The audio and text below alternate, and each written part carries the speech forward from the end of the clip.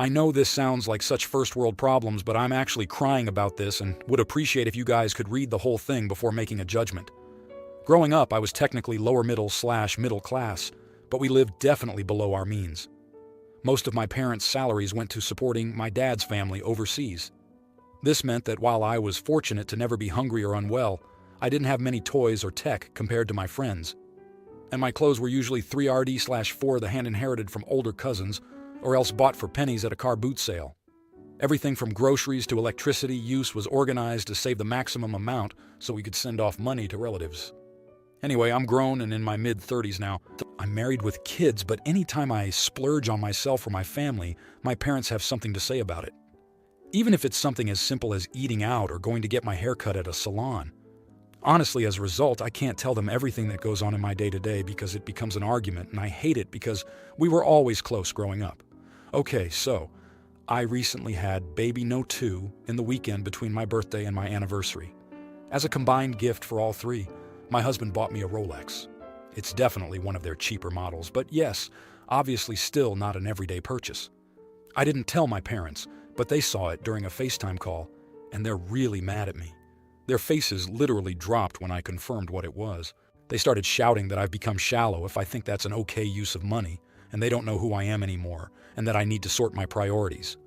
My dad started saying he could probably feed the orphanage he sponsors for half a year with what was on my wrist, and I'm just sitting around flashing it like it's nothing. They hung up, and my mom told me not to call them until I remember who I used to be. I can't stop crying. I feel like I've failed my parents, but at the same time, it was a present from my husband, and I really love it for that. But then again, they're right, and it's not a necessity. Am I the idiot? Now, here are the comments. Comment 1.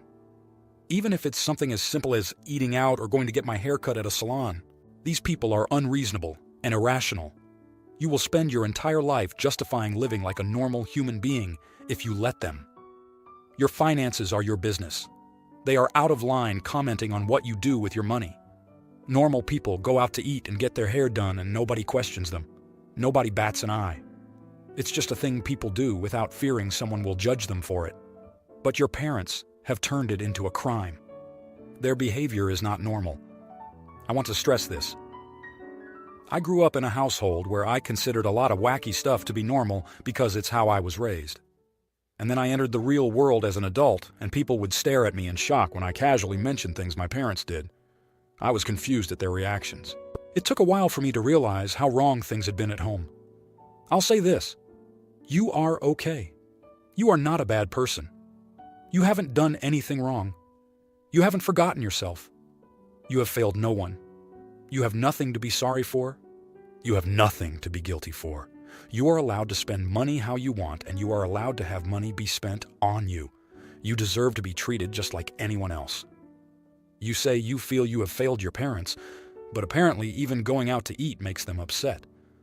If living well and happily is failing them, then do it with pride, because they deserve to have their manipulative, judgmental brainwashing fail, not the idiot. Comment 2. Not the idiot. Honey, get into therapy ASAP. They may not have hit you, but they clearly, financial, abused you. They messed with your head until you can't see left from right from wrong. The guilty feeling is ingrained in you. They hammered into you again and again with words and actions. They branded it into your soul when you were too young and helpless to prevent it. You still can't handle it. But now you have kids. Who will see how their grandparents are treating you, demanding that you adhere to their warped ways of spending money? Anything for everybody else, and the kids can be grateful to get months-old breadcrumbs. They see you struggling and start to internalize these harmful beliefs themselves. So how will you teach them a healthy, guilt-free relationship with money if you are not able to have one yourself? So get into therapy to unburden you from these not nice people and their toxicity. My mom told me not to call them until I remember who I used to be. Cherish this gift. Them not willing to talk to you until you crawled over broken glass and burning coals to beg their forgiveness. Well, this will ensure that they have no means to reset any kind of progress the therapy will have. Good luck, op. Comment 3. No. Of course not the idiot. You can be humble and kind and generous and still treat yourself from time to time. You've just had 3 milestones. It sounds like you and your husband have worked hard for the money you have, and more importantly, it was a gift from your husband. The important thing is that you understand your own fortune and are grateful for it, which you clearly do understand, or you wouldn't be so upset right now. Your priorities are exactly where they need to be, and your parents are being way too hard on you. Even if it was a spontaneous purchase solely because you wanted to do it and not a gift, you are 100% allowed to treat yourself now and again. Sorry, you're upset, OP. You should be celebrating right now. Try to enjoy everything you and your husband have worked for. Your parents should be happy for you. Even if this is a cultural thing where you're taught to be careful with money, it's not like you're throwing money at the wall on random things. Not the idiot. Now for the next story. My mom is having an affair with a married man. There's been some tension over her accusing me of judging her. She's not exactly wrong. Last week she got mad at me for something I had absolutely nothing to do with. The fact that my 23-year-old intellectually disabled brother is calling her side piece. She thinks my brother is too unintelligent to come up with something like that. I bet he saw it on TV. He says he doesn't remember where he learned it. Mom told me I couldn't see my brother until I apologized because I was a bad influence on him. I decided to ignore her decree. I usually see my brother every Wednesday to talk and play games. I decided I would see him last Wednesday too. So I did. Once Mom got home, she found my brother and me playing a video game.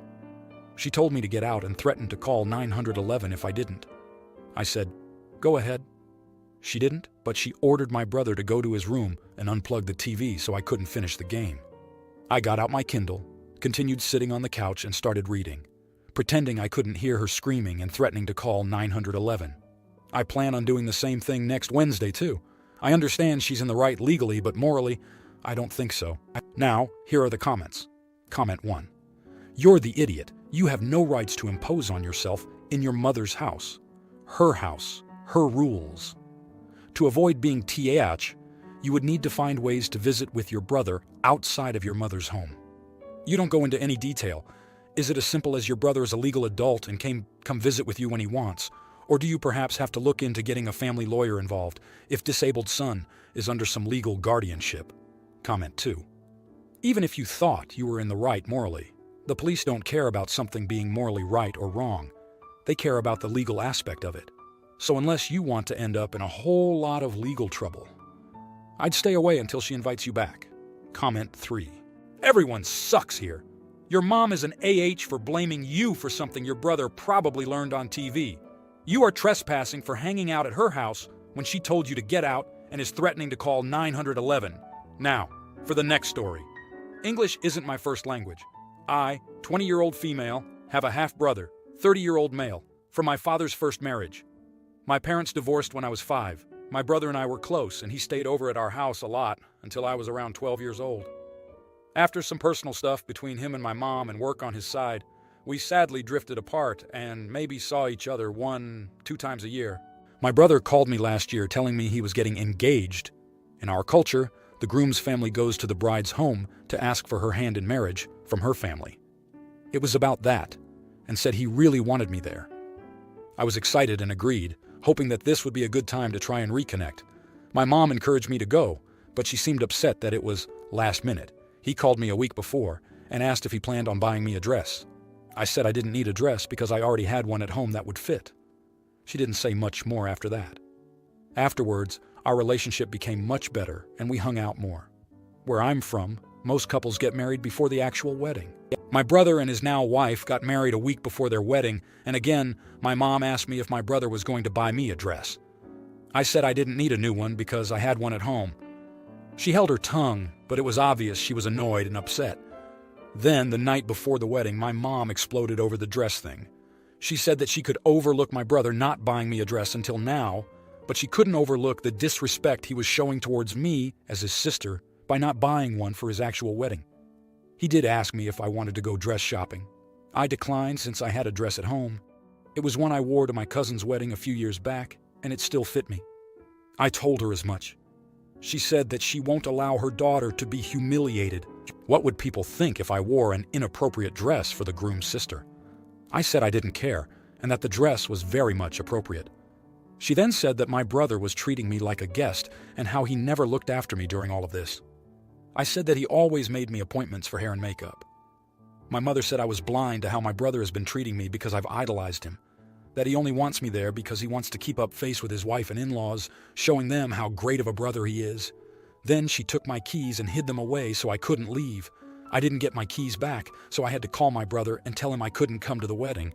Ever since then, I've been ignoring my mother. She's tried to talk to me and tell me she was sorry, but that she only had my best interest in mind. I don't really see the issue in how my brother was treating me. I was happy to rebuild our relationship. I don't know if I can forgive my mother for making me miss his wedding. Am I the idiot? Now for the next story. Throwaway account to protect the identities of the innocent and the guilty. My grandmother recently passed away. She was 97 years old and had a great run, but it was still very sad as she was a big part of my 30-year-old male and brother's 34-year-old male lives.